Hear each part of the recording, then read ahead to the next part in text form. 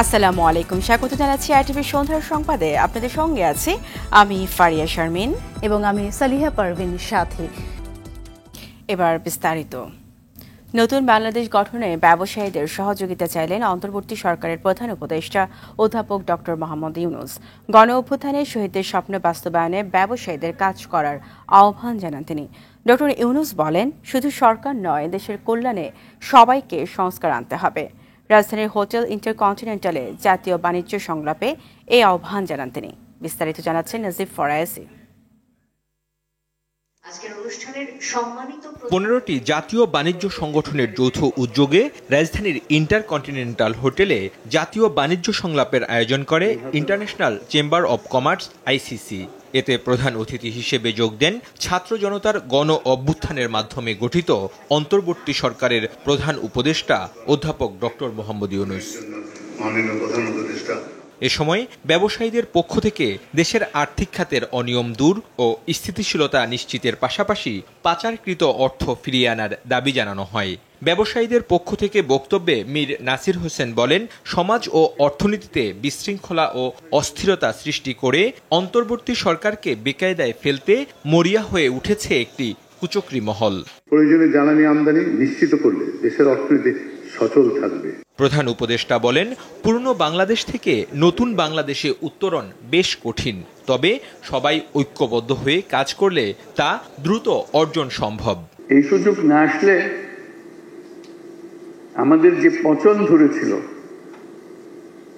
সে পচন থেকে আমাদের মুক্তির কোনো চিহ্ন দেখা যাচ্ছিল না। হঠাৎ করে সমস্ত বাধা আমাদের কাছ থেকে চলে গেল। আমরা আর পচন নয়, আমরা সুস্থ জাতি হিসেবে, সবল জাতি হিসেবে দাঁড়াতে চাই। গণ অভ্যুত্থানের জন্য জীবন দেয়া ছাত্র জনতার আত্মত্যাগের কথা স্মরণ করে ডক্টর ইউনূস বলেন, তাদের স্বপ্ন বাস্তবায়নে ব্যবসায়ীদের দায়িত্ব পালন করতে হবে। তুমি প্রাণ দিয়েছ, তোমার প্রাণের বিনিময়ে তুমি আমাদেরকে সুযোগ করে দিয়েছ, যে সুযোগ আমাদের কাছে ক্রমেই বন্ধ হয়ে আসছিল। সেই সুযোগ নিয়ে আমি তোমার স্বপ্ন বাস্তবায়ন করব। যে স্বপ্নের পেছনে গিয়ে তুমি প্রাণ দিয়েছ, সে নতুন বাংলাদেশ গড়ার, সে নতুন বাংলাদেশ গড়বই। এই হবে আমাদের শপথ। শ্রমিকদের অধিকার সুরক্ষায় ব্যবসায়ীদের আরও বেশি দায়িত্বশীল হওয়ার পরামর্শ দিয়ে প্রধান উপদেষ্টা বলেন, শিগগিরই আইএলও কনভেনশনে স্বাক্ষর করবে দেশ। যে কটা দিন আমরা একসঙ্গে কাজ করতে পারি, এই নতুন বাংলাদেশের জন্য যা আছে তাই করব। যেন বলে যেতে পারি, আমাদেরকে জীবনে এই দেশ আমাদেরকে একটা সুযোগ দিয়েছিল, আমরা সেই সুযোগ পূর্ণ ব্যবহার করেছি। আমরা সেই অতীতের পচা বাংলাদেশ থেকে আমরা একটা নতুন তরতাজা বাংলাদেশ সৃষ্টি করেছি। ব্যবসায়ীদের সব প্রতিবন্ধকতা দূর করার কথাও জানান প্রধান উপদেষ্টা অধ্যাপক ডক্টর মোহাম্মদ ইউনূস। সারা জীবন ধরে হবে কিনা জানি না, যে কোনো সময় আমরা। নাজিফ ফরায়েজি, আরটিভি, ঢাকা।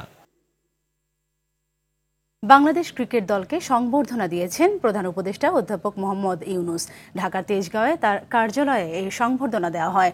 সংবর্ধনা অনুষ্ঠানে ক্রিকেটারদের স্বাগত জানিয়ে প্রধান উপদেষ্টা পাকিস্তানে তাদের সাফল্যকে ঐতিহাসিক বলে অভিহিত করেন এবং বলেন, পুরো জাতি তাদের অর্জনে গর্বিত।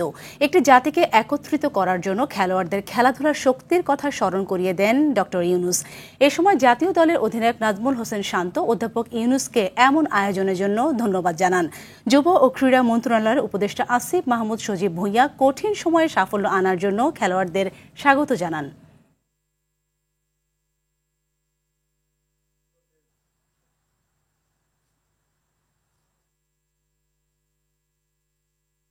যৌক্তিক দাবি মেনে নেয়ার আশ্বাসের পরও থামছে না সাভার আশুলিয়া শিল্পাঞ্চলে পোশাক কারখানায় শ্রমিক অসন্তোষ।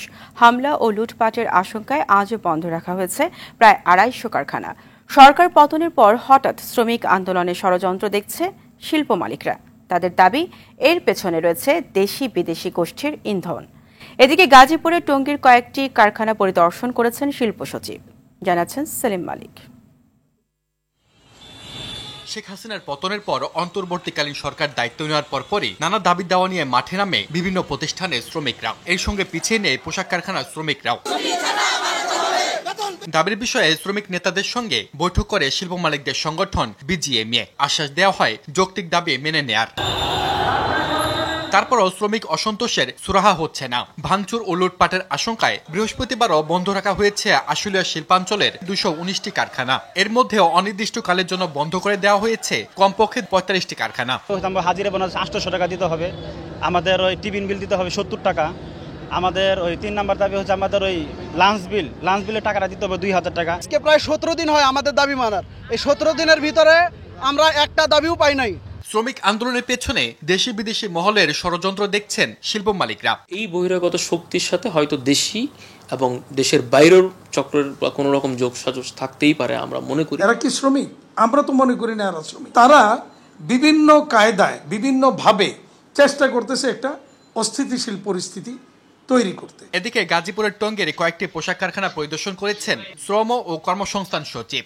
বলেন, বাস্তবায়নযোগ্য দাবিগুলো আলোচনা হতে পারে। তাদের অভিযোগ যা আছে, অনুযোগ যা আছে, তাদের অধিকার যা আছে, সবগুলো আমরা শুনবো, সবগুলো অ্যাড্রেস করবো, কিন্তু সেটি প্রপার ওয়েতে। আমরা জনগণের কাছে, শ্রমিকদের কাছে ট্রান্সপারেন্ট হতে চাই, এবং এইটাই যদি আমরা করি তাহলে হবে কি যে এই দূরত্বগুলো থাকবে না। পোশাক শিল্প এলাকায় অপ্রীতিকর ঘটনা এড়াতে কারখানার সামনে অতিরিক্ত পুলিশ মোতায়েন করা হয়েছে। টহল দিচ্ছে যৌথ বাহিনী। সেলিম মালিক, RTV, ঢাকা। খিলগাঁও ছাত্রদল নেতা নুরুজ্জামান জনি হত্যা মামলায় সাবেক ডিএমপি কমিশনার আসাদুজ্জামান মিয়াকে 7 দিনের রিমান্ড দিয়েছে আদালত। একই মামলায় জাসদ সভাপতি হাসানুল হক ইনু, ওয়ার্কার্স পার্টির সভাপতি রাশেদ খান মেনন, সাবেক আইসিটি প্রতিমন্ত্রী জুনায়েদ আহমেদ পলক ও পুলিশের সাবেক মহাপরিদর্শক চৌধুরী আবদুল্লাহ আল মামুনকে গ্রেফতার দেখানো হয়েছে। এদিকে নতুন মামলায় অতিরিক্ত পুলিশ সুপার আবদুল্লাহিল কাফিকে 4 দিনের রিমান্ড দিয়েছে আদালত। ইকবাল অনিকের রিপোর্ট। আন্দোলনের সময় আশুলিয়ায় 6 জনের মরদেহ ভ্যানে তুলে আগুনে পোড়ানোর দৃশ্য ভাইরাল হলে সমালোচনার ঝড় ওঠে। ঘটনার মাস্টার মাইন্ড সন্দেহে গ্রেপ্তার হন অতিরিক্ত পুলিশ সুপার আবদুল্লাহিল কাফি। আশুলিয়া হত্যা মামলায় তাকে গ্রেপ্তার দেখিয়ে রিমান্ড চায় পুলিশ। আদালত 4 দিনের রিমান্ড মঞ্জুর করেন। ভিডিও ফুটেজের যে পর্যালোচনা এবং আমাদের যে দরখাস্ত সাবমিশন ছিল, সার্বিক বিষয় বিবেচনা নিয়ে বিজ্ঞ আদালত সন্তুষ্ট হয়ে এই আসামির বিরুদ্ধে 4 দিনের রিমান্ড মঞ্জুর করেন। এদিকে রিমান্ড শেষে রাশেদ খান মেনন, হাসানুল হক ইনু, জুনায়েদ আহমেদ পলক ও পুলিশের সাবেক মহাপরিদর্শক চৌধুরী আবদুল্লাহ আল মামুনকে আদালতে হাজির করা হয়। তাদের কয়েকটি মামলায় গ্রেপ্তার দেখানো হলেও রিমান্ড না দিয়ে কারাগারে পাঠানোর নির্দেশ দেন আদালত। আজকে তাদেরকে খিলগাঁও থানায় একটি হত্যা মামলায় তাদেরকে গ্রেপ্তার দেখানো হয়। পরবর্তীতে আদালত তাদেরকে এই মামলায় রিমান্ড প্রার্থনা করা হয় নাই। বিজ্ঞ আদালত তাদেরকে গ্রেপ্তার দেখিয়ে জেল হাজতে পাঠানোর আদেশ দেন। আসামি পক্ষের আইনজীবীরা বলছেন, একই আসামিকে বারবার রিমান্ড আবেদন করা মানবাধিকারের লঙ্ঘন। বারবার একই সমস্ত ঘটনা উল্লেখ করে শুধু এফআইআর এর নাম আর ভিকটিম বদলে তাদেরকে রিমান্ড চাওয়া যেতে পারে না এবং তাদেরকে জেল হাজতে আটকিয়ে রাখা যায় না। খিলগাঁও ছাত্রদল নেতা নুরুজ্জামান জনি হত্যা মামলায় সাবেক ডিএমপি কমিশনার আসাদুজ্জামান মিয়াকে মহাখালী থেকে গ্রেপ্তার করে র্যাব। পরে দুপুরের পর আদালতে তোলা হয় তাকে। পুলিশ 10 দিনের রিমান্ড আবেদন করলে 7 দিনের রিমান্ড মঞ্জুর করেন আদালত। ইকবাল অনিক, RTV, ঢাকা।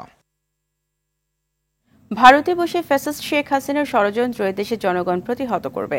স্বৈরশাসক হটিয়ে গণতন্ত্র প্রতিষ্ঠান আন্দোলনে শহীদদের স্মরণে 2 দিনের কর্মসূচি ঘোষণা করে বিএনপি মহাসচিব মির্জা ফখরুল ইসলাম আলমগীর এই মন্তব্য করেন। তিনি জানান, দেশ সংস্কারে অন্তর্বর্তীকালীন সরকারকে যৌক্তিক সময় দেবে বিএনপি। আশিকুল আলম জানাচ্ছেন, এরই বিস্তারিত।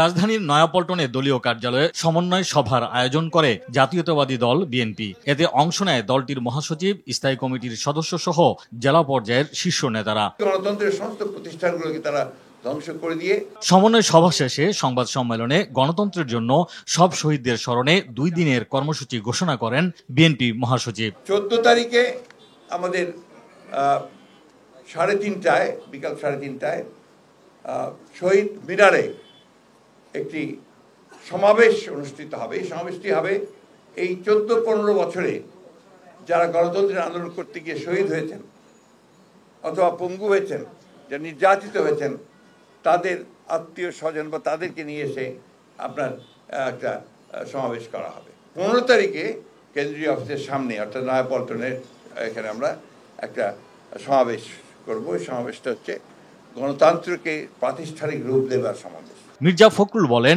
সম্প্রতি গার্মেন্টস শিল্প সহ বিভিন্ন সেক্টরে অস্থিরতা ফ্যাসিস্টদের ষড়যন্ত্রের অংশ।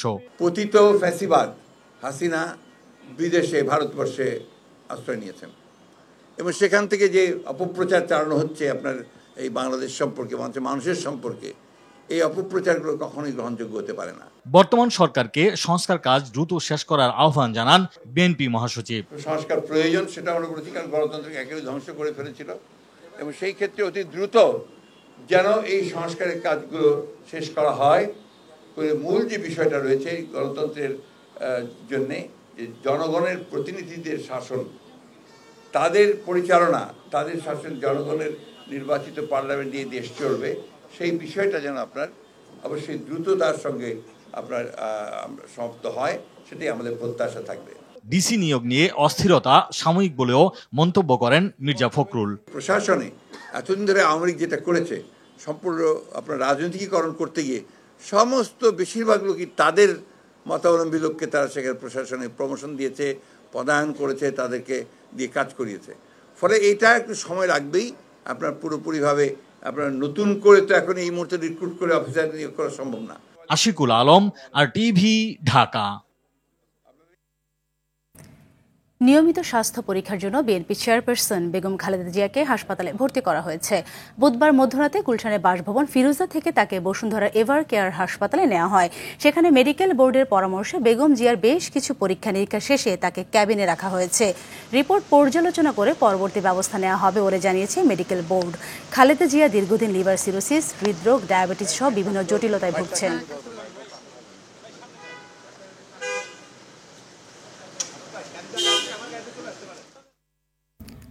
প্রশাসনে স্থবিরতা বিরাজ করছে স্বীকার করে বিভিন্ন জায়গা থেকে অসহযোগিতার অভিযোগ তোলেন তথ্য উপদেষ্টা নাহিদ ইসলাম। এ সময় সমন্বয়ক নাম ব্যবহার করে কেউ অন্যায় সুযোগ সুবিধা নেওয়ার চেষ্টা করলে ব্যবস্থা নেওয়ার অনুরোধ জানান তিনি।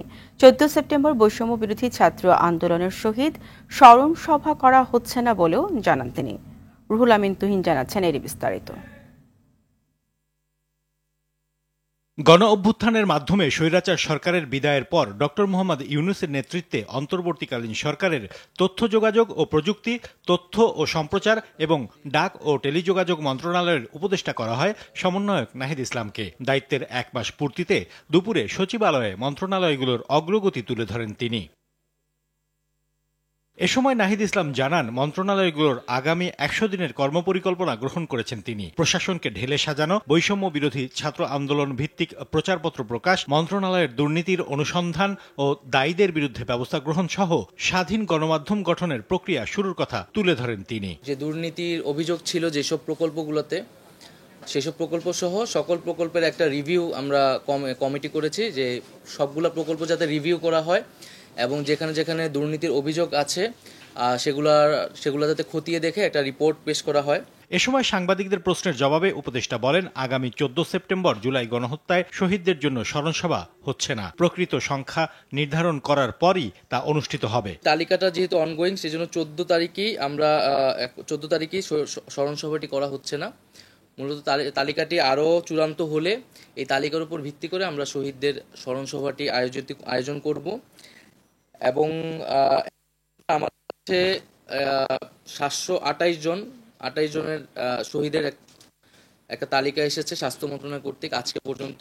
সরকার গঠনের পর প্রশাসনের কাঙ্ক্ষিত সহযোগিতা পাচ্ছেন না বলেও অভিযোগ করেন এই উপদেষ্টা। সমন্বয়কদের নাম ব্যবহার করে কেউ যেন কোনো অন্যায় না করতে পারে সে বিষয়ে সবাইকে সতর্ক থাকার আহ্বানও জানান বৈষম্য বিরোধী ছাত্র আন্দোলনের অন্যতম এ সমন্বয়ক। পুলিশ প্রশাসন সবাই কিন্তু নির্দেশনা দেওয়া আছে চাঁদাবাজির সাথে যারাই জড়িত তাদের বিরুদ্ধে ব্যবস্থা নিতে, এবং আমরা দেখেছি বিভিন্ন রাজনৈতিক দলের তৃণমূলের লোকেরাও কিন্তু এটার সাথে জড়িত, এবং সেই রাজনৈতিক দলগুলোর প্রধানের সাথে কিন্তু আমরা কথা বলেছি। এবং আপনারা দেখেছেন ইতিমধ্যে বিএনপি এবং বিভিন্ন রাজনৈতিক দল তারা কিন্তু তাদের জায়গা থেকেও কথা বলেছে, আশ্বস্ত করেছে, এবং বিএনপি তাদের কর্মীদের বিরুদ্ধে অনেক জায়গায় ব্যবস্থাও গ্রহণ করেছে। আগামী 100 দিনের মধ্যে গণমাধ্যম কর্মী আইন প্রণয়নের আশ্বাসও দেন নাহিদ ইসলাম। রুহুল আমিন তুহিন, RTV, ঢাকা। প্রধান উপদেষ্টা ডক্টর মোহাম্মদ ইউনূস ও ছাত্র আন্দোলনের শহীদ মুগ্ধের ভাই মীর মাহবুবুর রহমান স্নিগ্ধকে সাধারণ সম্পাদক করে জুলাই শহীদ স্মৃতি ফাউন্ডেশন গঠন করা হয়েছে। বিকেলে ফরেন সার্ভিস একাডেমিতে উপদেষ্টা পরিষদের বৈঠক শেষে সাংবাদিকদের এসব কথা জানান উপদেষ্টা আসিফ মাহমুদ। তিনি বলেন, এই ফাউন্ডেশনের 7 সদস্যের কার্যনির্বাহী পরিষদ গঠন করা হয়েছে। এতে আরও 14 জন সাধারণ সদস্য যুক্ত হবেন বলে জানান তিনি। এছাড়া রাজনৈতিক দলগুলোর সাথে আগে সংলাপ, পরে নির্বাচনের বিষয়ে সিদ্ধান্ত হবে বলে জানিয়েছেন পরিবেশ ও বন উপদেষ্টা সৈয়দা রিজওয়ানা হাসান। শহীদ পরিবারের যে ভবিষ্যৎ সহযোগিতা এবং দায়িত্ব নিয়েছে সরকার, সেটি পরিচালিত হবে এবং একই সাথে আহতদের যে দীর্ঘমেয়াদী চিকিৎসা সহকারে আরো যত সহযোগিতার প্রয়োজন হয় সেটি নিশ্চিত করা হবে। আমরা আপাততের জন্য শুধুমাত্র যিনি নেতৃত্ব দেবেন তার নামটা ঠিক করেছি। কংক্রিট যে প্রস্তাবগুলো আমরা রাজনৈতিক দলগুলোর কাছে আহ্বান করেছি এগুলো চলে আসবে। ভারতে আশ্রয় নেওয়া সাবেক ক্ষমতাচ্যুত প্রধানমন্ত্রী শেখ হাসিনার বাংলাদেশে প্রত্যার্পণের বিষয়ে প্রথমবারের মতো মন্তব্য করেছেন ভারতের পররাষ্ট্রমন্ত্রী এস জয়শঙ্কর। গেল মঙ্গলবার জার্মানির বার্লিনে এক সংবাদ সম্মেলনে হাসিনাকে নিজ দেশে প্রত্যর্পণ করা হবে কি না সাংবাদিকদের এমন প্রশ্নের জবাবে তিনি বলেন, নয়াদিল্লি গণমাধ্যমের প্রতিবেদনের প্রতিক্রিয়া নয়, কূটনৈতিক চ্যানেলের মাধ্যমে বাংলাদেশ সরকারের সঙ্গে কার্যক্রম পরিচালনা করে। ভারতীয় সংবাদ সংস্থা ANI এর প্রতিবেদন থেকে এ তথ্য জানা গেছে। এ সময় তিনি আরও বলেন, বাংলাদেশে সরকার পরিবর্তন হয়েছে, স্পষ্টতই সেই সরকারের সঙ্গে যোগাযোগ রক্ষা করা হচ্ছে। সংবাদ সম্মেলনে জার্মান পররাষ্ট্রমন্ত্রী আনালেনা বেয়ারবকও উপস্থিত ছিলেন। দেশের উপকূলীয় ও পার্বত্য এলাকায় গত রাত থেকেই থেমে থেমে বৃষ্টি হচ্ছে। চট্টগ্রাম, কক্সবাজার, মোংলা ও পায়রা সমুদ্র বন্দরকে 3 নম্বর স্থানীয় সতর্ক সংকেত দেখাতে বলা হয়েছে। বৃষ্টিতে টেকনাফের নিচু এলাকা প্লাবিত হয়েছে। এদিকে নদ নদীর পানি বেড়ে চট্টগ্রাম বিভাগের বিভিন্ন জেলার নিম্নাঞ্চল প্লাবিত হওয়ার শঙ্কা রয়েছে। প্রতিনিধিদের তথ্যছবিতে আবহাওয়া পরিস্থিতি জানাচ্ছেন সৈয়দ মাহমুদ। উজানের ঢল ও ভারী বৃষ্টিতে আগস্টের শেষ ভাগে হওয়া আকস্মিক বন্যার রেশ কাটতে না কাটতে আবারও বন্যার শঙ্কা। আবহাওয়াবিদরা জানান, মূলত ভিয়েতনামের উত্তরাঞ্চলে আঘাত হানা টাইফুন ইয়াগির প্রভাবেই এই বৃষ্টি। বিকেলের আগে 15 ঘন্টায় টেকনাফে 112 মিলিমিটার বৃষ্টিপাত রেকর্ড করেছে আবহাওয়া অধিদপ্তর। বাসাবাড়িতে বৃষ্টির পানি ঢোকায় স্থবির টেকনাফের নির্মাঞ্চল। সকাল ও দুপুরে মুষলধারে বৃষ্টি হয় কক্সবাজারেও। এছাড়া ঢাকা, খুলনা, বরিশাল, চট্টগ্রাম ও সিলেট বিভাগের অধিকাংশ জায়গায় রাত থেকে থেমে থেমে বৃষ্টির খবর পাওয়া গেছে। আবহাওয়া অফিস জানায়, শনিবার পর্যন্ত বৃষ্টিপাত অব্যাহত থাকতে পারে। এছাড়া ভারী বৃষ্টিতে পার্বত্য চট্টগ্রামে ভূমিধসের শঙ্কা রয়েছে। এদিকে বন্যা সতর্কীকরণ ও পূর্বাভাস কেন্দ্র জানায়, চট্টগ্রাম বিভাগের বিভিন্ন নদ নদীর পানি বেড়ে কক্সবাজার, বান্দরবান, খাগড়াছড়ি, ফেনী, কুমিল্লা, নোয়াখালী ও লক্ষ্মীপুরের নিম্নাঞ্চল প্লাবিত হতে পারে। অন্যদিকে রংপুর সহ উত্তরাঞ্চলের বিভিন্ন জেলার তাপমাত্রা বাড়ছে। বৃষ্টিপাত হলেও গরম কমছে না, এতে ভোগান্তিতে খেটে খাওয়া মানুষ। সৈয়দ মাহমুদ, RTV। বগুড়ার শেরপুরের রাইস ব্র্যান্ড অয়েল মিল বিস্ফোরণে 4 জন নিহত হয়েছে। প্রত্যক্ষদর্শীরা জানান, শেরপুর উপজেলা ভবানীপুর ইউনিয়নের মজুমদার প্রোডাক্ট লিমিটেডের তেলের লাইন মেরামত করছিলেন শ্রমিকরা। দুপুর 2:15টার দিকে ওয়েল্ডিংয়ের আগুনের ফুলকি তেলের ট্যাঙ্কির ভেতরে পড়লে বিস্ফোরণ হয়। এ সময় বেশ কয়েকজন শ্রমিক আহত হয়। গুরুতর আহত 4 জনকে বগুড়া শহীদ জিয়াউর রহমান মেডিকেল কলেজ হাসপাতালে নিলে চিকিৎসক মৃত ঘোষণা করেন। নিহতরা হলেন মোহাম্মদ ইমরান, মোহাম্মদ সাইদ, মোহাম্মদ রুবেল ও মোহাম্মদ মনির। তারা সবাই নীলফামারী জেলার সৈয়দপুর অফিসার্স কলোনির বাসিন্দা।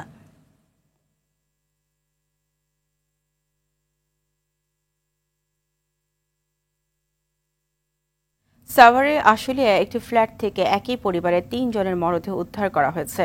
দুপুরে উত্তর ভাদাইল এলাকা থেকে স্বামী, স্ত্রী ও তাদের 5 বছর বয়সী মেয়ের মরদেহ উদ্ধার করা হয়। স্থানীয়রা জানান, সকালে তাদের বড় ছেলে বাঁচাও বাঁচাও বলে চিৎকার শুরু করলে প্রতিবেশীরা ছুটে আসে। পরে তারা ফ্ল্যাটের দরজা ভেঙে ভেতরে 3 জনের নিথর দেহ দেখতে পেয়ে হাসপাতালে নিয়ে গেলে কর্তব্যরত চিকিৎসক তাদের মৃত ঘোষণা করেন। প্রতিবেশীদের দাবি, দাম্পত্য কলহের জেরেই এই ঘটনা ঘটেছে। এই সময় ঘটনাস্থলে আসে র্যাবের সদস্যরা। এই বিষয়ে জানতে চাইলে আশুলিয়া থানা পুলিশ জানায়, ঘটনাস্থলে পুলিশ পাঠানো হয়েছে। তদন্ত করে পরবর্তীতে আইনানুগ ব্যবস্থা নেওয়া হবে। টেকনাফের ওপারে মিয়ানমারের মুংডুতে মর্টার শেল বিস্ফোরণের তাণ্ডব চলছে। টেকনাফ সীমান্তের আগের প্রায় 30 কিলোমিটার এলাকা জুড়ে থেমে থেমে ভেসে আসছে মর্টার শেলের বিস্ফোরণের বিকট শব্দ। এতে আবারও আতঙ্ক ছড়িয়ে পড়েছে সীমান্তের বাসিন্দাদের মাঝে। কিছুক্ষণ পর পর প্রচণ্ড বিস্ফোরণের শব্দে জেলার খারাংখালী, টেকনাফ, নীলা, জাদিমুড়া, দমদমিয়া, নাইটংপাড়া, জালিয়াপাড়া, নাজিরপাড়া, সাবরাং সীমান্তের ঘরবাড়ি কেঁপে ওঠায় প্রতিনিয়ত আতঙ্ক বাড়ছে স্থানীয়দের মাঝে। এদিকে সহিংসতার কারণে গত 10 থেকে 12 দিনে মিয়ানমার থেকে এদেশে পালিয়ে এসেছে আরও প্রায় 15,000 রোহিঙ্গা। এছাড়াও অনুপ্রবেশের অপেক্ষায় সীমান্তে জড়ো আরও 40,000 রোহিঙ্গা। তবে অনুপ্রবেশ ঠেকাতে সীমান্তে কোস্টগার্ড ও বিজিবির নজরদারি বাড়ানো হয়েছে। কয়েক মাস ধরে যে বার্মায় যে বিদ্রোহীদের সাথে যে সংঘর্ষ হচ্ছে, এটা নিয়ে আমরা অত্যন্ত আতঙ্কিত। এটা আমাদের যে আওয়াজটা আমাদের বাড়িতে এসে পৌঁছে, এটা মনে হয় আমাদের বাড়িতে পাশে এটা করতেছে। এরকম বর্ডারের পাশে যারা লবণ চাষ করে, মৎস্য শিকার করে, সবাই আতঙ্কিত। আমরা বর্ডারের পাশের লোক, আমরা আতঙ্কিত মধ্যে আছি। শূন্য পদের বিপরীতে দ্রুত বদলির প্রজ্ঞাপন জারি এবং তার আগ পর্যন্ত বিশেষ সহ কোনো নিয়োগ গণবিজ্ঞপ্তি না দেওয়ার দাবি জানিয়েছেন শিক্ষকরা। সকালে জাতীয় প্রেস ক্লাবে সংবাদ সম্মেলনে ইন্ডেক্সধারী শিক্ষকদের বদলি গণবিজ্ঞপ্তি প্রত্যাশী ঐক্য পরিষদের পক্ষ থেকে এ দাবি জানানো হয়। তারা জানান, বদলি চালু হলে হাজারো শিক্ষকের আর্থিক ও মানসিক কষ্ট কমবে, অথচ সরকারের কোনো খরচ বাড়বে না। শিক্ষা উপদেষ্টা আদেশ দেওয়ার পরও সংশ্লিষ্ট কর্মকর্তারা শূন্য পদের বিপরীতে বদলির প্রজ্ঞাপন জারিতে রহস্যজনক কারণে গড়িমসি করছে বলে অভিযোগও করেন সংগঠনের সভাপতি সরওয়ার হোসেন। বলেন, দ্রুত প্রজ্ঞাপন না হলে কঠোর কর্মসূচিতে যাওয়ার হুঁশিয়ারিও দেন তিনি। প্রকাট আকার ধারণ করবে। পাশাপাশি নিজ জেলায় সমপদ পাওয়া অত্যন্ত কষ্ট হয়ে যাবে। কিন্তু অন্তর্বর্তীকালীন সরকারের দৃঢ় প্রতিজ্ঞা যে কোনো ক্ষেত্রে বৈষম্য রাখা যাবে না। ইন্ডেক্সধারী শিক্ষকদের বদলি গণবিজ্ঞপ্তি প্রত্যাশী ঐক্য পরিষদ 2023 সাল থেকে শিক্ষকদের বদলি গণবিজ্ঞপ্তি নিয়ে বিভিন্ন কার্যক্রম পরিচালনা করে আসছেন। চালুর পর থেকেই লোকসানের চট্টগ্রামে কর্ণফুলী নদীর তলদেশে নির্মিত টানেল আয়ের তুলনায় প্রকল্পের দৈনিক ব্যয় 25 লাখ টাকার বেশি। বিশেষজ্ঞরা বলছেন, সুষ্ঠু পরিকল্পনার অভাবে 10,000 কোটি টাকার প্রকল্পটি মুখ থুবড়ে পড়েছে। ফলে চীনা ঋণ পরিশোধে লাগবে ভর্তুকি, যার নেতিবাচক প্রভাব পড়বে অর্থনীতিতে। চট্টগ্রাম থেকে সাইফুল মাহমুদের প্রতিবেদন, জানাচ্ছেন সৈয়দ মাহমুদ। উদ্বোধনের 11 মাসেও প্রত্যাশা পূরণ করতে পারেনি চট্টগ্রামের কর্ণফুলী টানেল। আয়ের চেয়ে উল্টো রক্ষণাবেক্ষণের খরচই বেশি। এ যেন গরিবের হাতিপোষা। সেতু কর্তৃপক্ষের হিসাব অনুযায়ী 5 আগস্ট থেকে পরবর্তী 26 দিনে টানেল দিয়ে 66,000-এর বেশি গাড়ি চলেছে। এতে মোট টোল আদায় হয়েছে 2,09,22,300 টাকা। গড়ে প্রতিদিন টোল আদায় হচ্ছে 8 লাখ টাকা। অথচ টানেল রক্ষণাবেক্ষণে দৈনিক ব্যয় 37 লাখ টাকা। এতে দিনে 25 থেকে 29 লাখ টাকা ভর্তুকি দিচ্ছে সেতু বিভাগ। অথচ টানেল নির্মাণের সময় আওয়ামী লীগ সরকারের পক্ষ থেকে দাবি করা হয়েছিল এর অন্তত 4 গুণ যান চলাচল করবে। এই টানেলের অর্থটা আমরা টোটালি বঙ্গোপসাগরে আমরা ঢেলে দিলাম এবং এটি আমাদের অর্থনীতিতে কোনো প্রভাব তো ফেলবেই না, উল্টো অর্থনীতিকে প্রচণ্ডভাবে ক্ষতিগ্রস্ত করবে। এদিকে টানেল ব্যবহারকারী চালকরা বলছে, টোল দিতেও হিমশিম খাচ্ছে তারা। এই টানেল কোনো কাজে আসে না। এই টানেল মানুষের ফ্যাটে আরো লাথি মারছে, গরিবের সাধারণ পাবলিক বাতে মরতে আছে। এই টানেলের টাকা বেশি নিচ্ছে, আমরা তেল পানি নিয়ে যাত্রী নিয়ে পোষাইতে পারছি না। অত টানেল এটা কোনো কাজের না, তো এটা কোনো কাজের না, এটা কাজ করে এটা ফাও এখানে আমরা 200 টাকা ছোট গাড়ি যদি 200 টাকা দিয়ে যাই আমাদের কিছু থাকে না। টানেলে যায় কোনো লাভ হচ্ছে না, উল্টা 200 টাকা লস দিতেছে, 200-400 টাকা। যোগাযোগ বিশেষজ্ঞরা বলছেন টানেল নির্মাণে তৎকালীন সরকারের সুষ্ঠু পরিকল্পনার অভাব ছিল। এছাড়া মিরসরাই ও মাতারবাড়ির প্রকল্পগুলো চালু না হয় মিলছে না এর সুফল। টানেলটা হচ্ছে এরকম, আমার শার্ট নাই, গেঞ্জি নাই, প্যান্ট নাই, আমার কিছুই নেই, লুঙ্গি নাই, আমি একটা টাই পরতেছি। এই টানেলটা কার্যকর হবে যখন ওইদিকে পুরো ইন্ডাস্ট্রিয়ালাইজেশনটা কমপ্লিট হবে। কিছুই হয়নি। চলতি বছর থেকেই ঋণের কিস্তি পরিশোধ শুরু হবে, তবে আয় কম হওয়ায় সরকারের রাজস্ব খাত থেকে ভর্তুকি দিতে হবে, এমনটাই বলছে বাংলাদেশ সেতু কর্তৃপক্ষ। সৈয়দ মাহমুদ, RTV। ভারত সিরিজের জন্য 16 সদস্যের টেস্ট স্কোয়াড ঘোষণা করেছেন বাংলাদেশ ক্রিকেট বোর্ড BCB। ইনজুরিতে পেসার শরীফুল ইসলাম বাদ পড়ায় তার জায়গায় প্রথমবারের মতো জাতীয় দলের স্কোয়াডে ডাক পেয়েছেন উইকেটকিপার ব্যাটার জাকির আলী অনিক। দুপুরে দল ঘোষণা করে BCB জানায় ব্যাটিং ডেপথ বাড়াতেই শরীফুলের জায়গায় অনিকের অন্তর্ভুক্তি। আরও জানাচ্ছেন আতিকুল ইসলাম শাকিল। ফুটবলের সংস্কার, কাজী সালাউদ্দিনের পদত্যাগ কিংবা সালাউদ্দিন হটাও দাবিতে সোচ্চার ক্রীড়াঙ্গন। চতুর্থ মেয়াদে বাফুফের সভাপতি চেয়ারে থাকা সালাউদ্দিনের বিরুদ্ধে অভিযোগের ভান্ডার বেশ বড়। ফিফার নিষেধাজ্ঞা, অনিয়ম, দুর্নীতির ইস্যুতে দুদকের দরজায় বারবার যেতে হয়েছে। বিভিন্ন মহল থেকে পদত্যাগের দাবি উঠলেও সেসব তিনি আমলে তো নিচ্ছেনই না, বরং আবারও নির্বাচন করার ঘোষণা দিয়েছেন। প্রথম বাংলাদেশ টিম খেলতে যায় বাংলাদেশের সাথে। এমন অবস্থায় আসছে অক্টোবরের নির্বাচনে সালাউদ্দিনের বিরুদ্ধে শক্তিশালী প্যানেল প্রস্তুত করছে সাবেক ফুটবলার ও সংগঠকরা। 2-1 দিনের ভিতরে ঘোষণা আসবে, আমরা একটা প্যানেল অবশ্যই দিব, সেটা একটু অপেক্ষা করতে হবে। আমরা ভালো একটা কমিটি উপহার দিব এবং প্যানেল দিব এবং ইলেকশন করব। যেহেতু ফিফার কিছু বাইন্ডিংস আছে, সেই কারণে সালাউদ্দিন সাহেব হয়তো এখনও পদত্যাগ করছে না বা যাচ্ছে না, উনি নির্বাচন করবে। এখন ওনার কিসের উপরে সে নির্বাচন করতে চাচ্ছে আমার ধারণা নেই, কারণ ওনার যে সফলতা ব্যর্থতা কিন্তু জাতি জানে। আমরা একটা শক্তিশালী একটা দিব, প্যানেল দিব এবং নির্বাচন করব তার সাথে।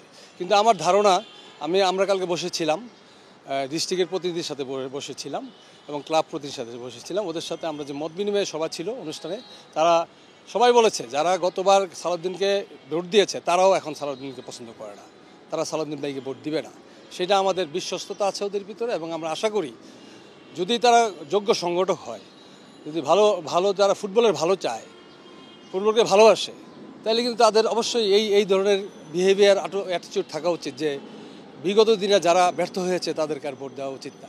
এদিকে কাজী সালাউদ্দিনকে ব্যর্থ মন্তব্য করে সাবেক ফুটবলাররা বলছেন নির্বাচন করার কোনো অধিকার নেই তার। নির্বাচনে অর্থের খেলা বন্ধে উদ্যোগ নেওয়ার দাবিও জানান তারা। 16 বছর ধরে যারা চালাচ্ছে তাদের তো আরও আগামী ভবিষ্যতের কী হবে সেটাও বলে দেওয়া উচিত ছিল তাদের। আমাদের ফুটবলের ভবিষ্যৎটা কোথায় সেটাও তাদের বলে দেওয়া উচিত ছিল, যারা 16 বছর ধরে এই ফেডারেশন চালাইছে। ওনারা কীভাবে কৃতিত্ব নিতে চায় আই ডোন্ট আন্ডারস্ট্যান্ড। যে ওনারা কিসের ক্রেডিটে আবার ইলেকশন করবে শুনতেছি আমরা, আবার করতে চাই। আপনি যদি মিনিমাম আপনার কাছে লজ্জাবোধ না থাকে তাহলে আপনি কি করবেন? যারা এই কাউন্সিলর কিনা বেচা করে 90% একটাও সৎ না, সব করাপ্টেড।